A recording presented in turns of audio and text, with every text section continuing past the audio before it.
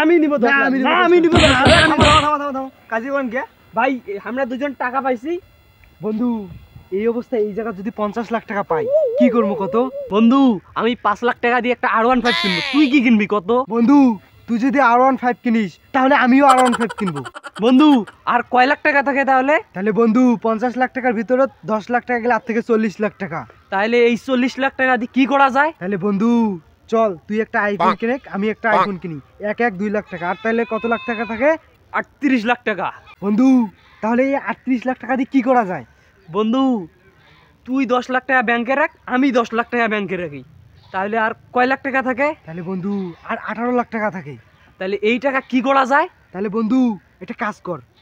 তুই 8 লাখ টাকা দিয়ে একটা বিজনেস দাঁড় করে ফেলা আমি 10 লাখ টাকা দিয়ে একটা বিজনেস দাঁড় করে ফেলা কে তুই 2 লাখ টাকা বেশি নিবি না, আমি 2 লাখ টাকা বেশি নিব না আমি টাকা পাইছি আমি 2 লাখ টাকা বেশি না নিব আমি 2 লাখ টাকা বেশি না, নিব আমি নিব আমি নিব 10 লাখ তুই নিবি 8 লাখ না আমি নিব 10 লাখ না আমি নিব 10 লাখ না আমি নিব 10 লাখ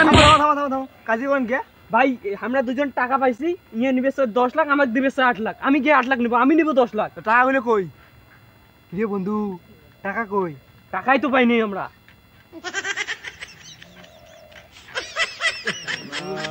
শালার কোন আবুলের পাল্লা পড়লাম রে